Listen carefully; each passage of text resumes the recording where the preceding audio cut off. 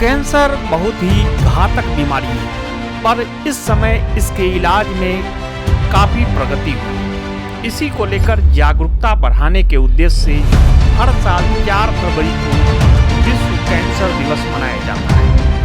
भारतीय चिकित्सा अनुसंधान परिषद राष्ट्रीय कैंसर रजिस्ट्री कार्यक्रम के अनुसार देश में कैंसर के मामलों की संख्या 2022 में 14.6 लाख से बढ़कर 2025 तक 15.7 लाख होने का अनुमान है। इसलिए 3 फरवरी को एक्शन कैंसर हॉस्पिटल द्वारा एक जागरूकता कार्यक्रम का आयोजन किया गया। दिल्ली से dailynews.online.in के लिए कुलवंत कौर के साथ बंसी लाल की रिपोर्ट। एक्शन कैंसर हॉस्पिटल बनाया ही इस ध्येय से गया था कि हम कैंसर मरीजों के तहे दिल से सेवा कर पाएँ और हम उनके लिए एक एक्सटेंडेड फैमिली की तरह हैं। हम एक हॉस्पिटल नहीं, हम एक परिवार की तरह उनके साथ रहते हैं। हर उनके उतार चढ़ाव में हम उनके साथ बने रहते हैं, उनका उत्साह बढ़ाते हैं।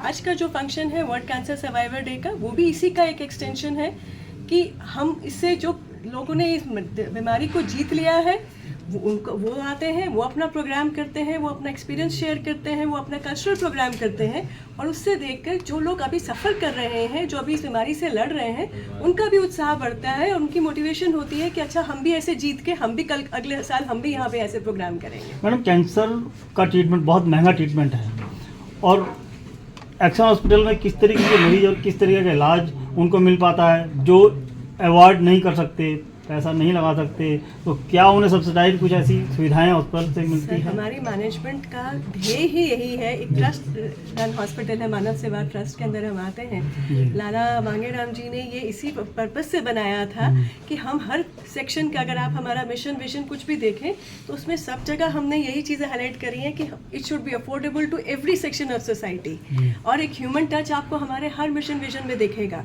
वही हमारा लक्ष्य है और हम उसी पे चल रहे हैं। हम हर तरह के पैनल लेते हैं। आपको पता है दिल्ली में आयुष्मान नहीं है, हम आयुष्मान भी लेते हैं। हम सब तरह के लोगों का इलाज करते हैं और अगर आप अभी वहाँ पे लोगों की स्पीच सुनते हैं तो वो स्पेशली यही बात कह रहे थे कि हमें यहाँ पे वो पैनल वाला या ऐसे वाला कभी कोई फीलिंग आता ही नहीं है, क्योंकि हम लोग सिर्फ ये देखते हैं कि मरीज हैं जिनका हमें इलाज करना है। समय पहले आपने सम्मेलन किया था जहाँ पे व्हाइट पेपर निकाला था कैंसर कर अवेयरनेस पर, क्या तो उस रिपोर्ट पर क्या प्रतिक्रिया दी और क्या हुआ रिपोर्ट पर? वो हमारी एक सम्मेलन था जहाँ पे एक हमने डिस्कशन करा था लिवर कैंसर के संबंधित इलाज के ऑप्शंस पे।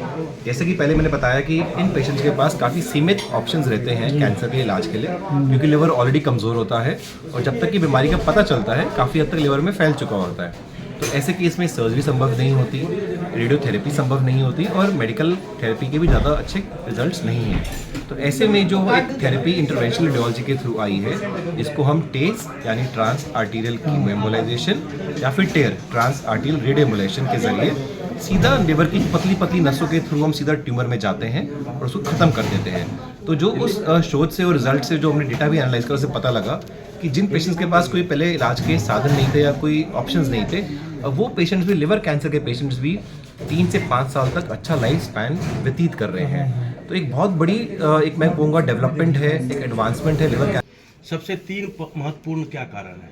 जो लाइफ स्टाइल तो है, लेकिन सबसे 3 जो है जिसकी वजह से ज़्यादा कैंसर होता है। लाइफ स्टाइल, तंबाकू का सेवन और कई बार कैंसर जो होता है वो वंशानुगत होता है, मतलब हेरिडिटरी में होता है। जिनकी फैमिली में कैंसर किसी को हुआ हो, उनके फैमिली में आगे कैंसर होने की संभावना और ज़्यादा बनी रहती है। सर, 4 तारीख को विश्व कैंसर दिवस है और बड़े पैमाने पर आप एक्शन कैंसर हॉस्पिटल बहुत पैमाने पर इस पर काम कर रहा है, रिसर्च कर रहा है, तो क्या देखते हैं कि अब तक का रिसर्च जो है, रिपोर्ट क्या कहती है कि क्या परसेंटेज होती है? अभी तो WHO कह रहा है, जो WHO के डेटा है वो ये कहते हैं कि हर 10 में से 1 भारतीय को कैंसर होने की संभावना बनी रहती है। तो ये तो हमारे लिए एक घबराने वाला और जागने वाला डेटा है, जिसके प्रति हमें सतर्क रहने की ज़रूरत है। और उससे ज़्यादा जो दुर्भाग्यशाली 2 चीज़ें हैं जिनको खास जिक्र करना चाहिए। अपने यहाँ और जो वेस्टर्न कंट्रीज़ में जो कैंसर डायग्नोज होता है, उसमें फ़र्क ये होता है कि वेस्टर्न कंट्रीज़ में कैंसर की डायग्नोसिस बड़ी अर्ली स्टेज में हो जाती है, तो उसका ट्रीटमेंट असंभव होता है। अपने यहाँ क्या होता है, 2/3 कैंसर मरीज ऐसे होते हैं जिनका डायग्नोसिस जो है 4थी स्टेज में, 3री स्टेज में होता है, तो वहाँ ट्रीटमेंट करना संभव नहीं होता है। इसका मुख्य कारण है कि कैंसर के प्रति जो अज्ञानता है, कैंसर के प्रति जो भय व्याप्त है लोगों में, वो इसका मुख्य कारण है। कोविड से जूझते हुए अचानक सडनली मुझे पता चला 2022 में कि मुझे एकदम से ब्रेस्ट कैंसर हो गया है।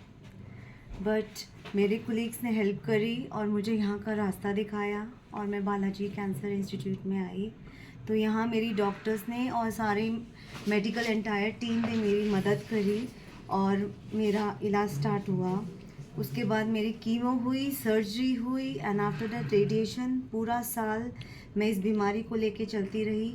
बट यहाँ का स्टाफ इतना अच्छा है कि मुझे सीरियसली पता नहीं चला और मेरी फैमिली का सपोर्ट, स्पेशली माय हस्बैंड। आप सरकारी नौकरी में थी रही हैं, आप हॉस्पिटल में रही, तो क्या वहाँ पर इलाज आपको इतना नहीं कारगर मिला, आपको यहाँ पर आना पड़ा? नहीं, एक्चुअली मैं एमसीडी डिस्पेंसरी में हूँ, तो वहाँ पे ये इलाज नहीं है। बट वहाँ के स्टाफ ने इतना कोऑपरेट किया कि मैं यहाँ पे इलाज भी कराने आती थी।